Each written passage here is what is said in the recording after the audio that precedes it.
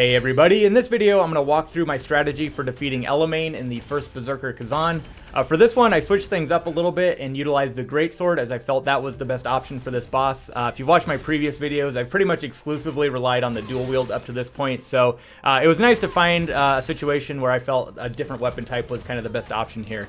This is also the first time we'll be utilizing the phantom form for one of the main bosses, so I'll integrate that as well.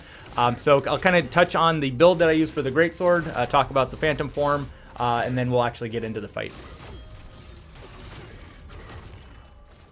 Alright, so taking a look at my build, as mentioned, I'm using the greatsword for this, and you can see all the skills I have here for that. A few callouts on some of the main skills I use. First, Armor Breaker and Heart Piercer are really important, as that will allow you to get in some nice damage off Brink Guards, which I'm going to be doing a lot of. And then I also incorporate Inner Fury as the only spirit skill I use. This can do some decent damage and occasionally interrupt her actions, but it also allows you to do faster charged potent blows, which I use pretty often throughout the fight as well. Moving over to the common tab, there's quite a few important skills here too. I've got some upgrades under resources to increase spirit generation, and then you'll notice I also have the entire reflection tree fully upgraded.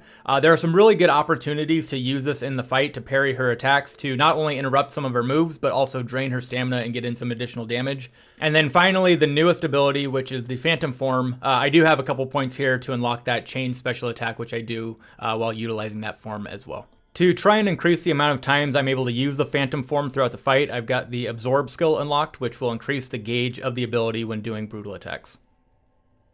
And then here's a quick look at my overall stats if you're interested. One thing to point out here is my lightning resistance, as she does do quite a few lightning-based attacks.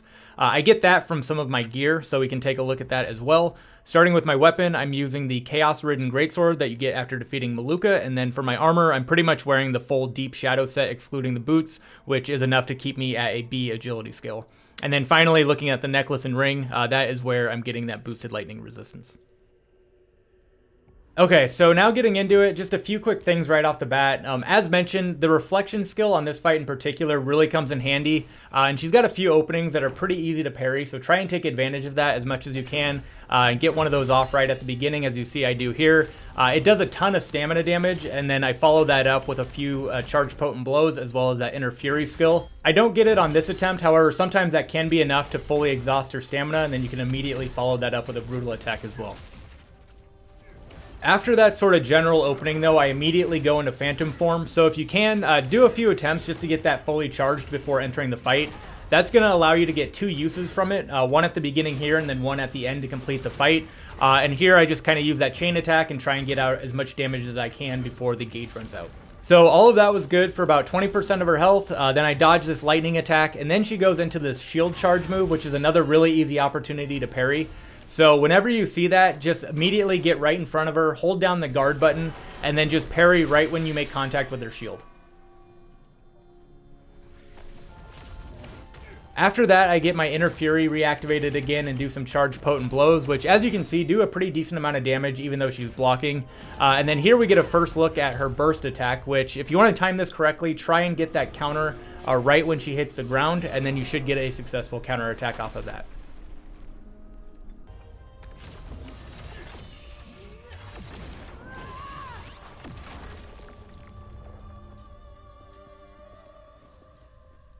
Next up, we've got this 9-hit lightning sword combo that she does, and as you can see, I'm basically just dodging away and avoiding it without too much issue, so that is one option. The other thing you can do is, again, rely on that reflection parry, and if you get that off, it'll basically just end her combo. The timing on it is a little bit more tricky for this one, though, I think. That being said, I would just kind of spam the parry button over and over, and I would usually get it on like the second or third swing of her sword. And then this is where the Brink Guarding into that Armor Breaker and Heart Piercer finally come into play. So she starts giving me some more generic sword attacks and whatnot, so I'm able to take advantage of using those skills quite a bit. And I'll just let the next part of this fight play out as I utilize those, as well as everything else I've kind of talked about as opportunities arise.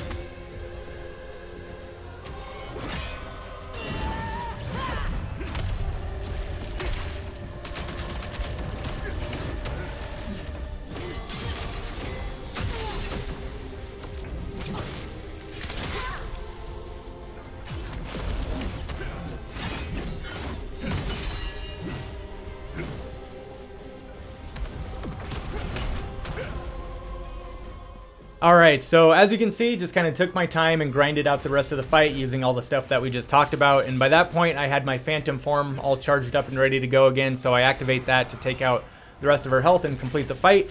So I'll let things finish up, but thanks for watching. Hopefully you enjoyed the video, hopefully this helps you out, and we will catch you in the next one. Bye.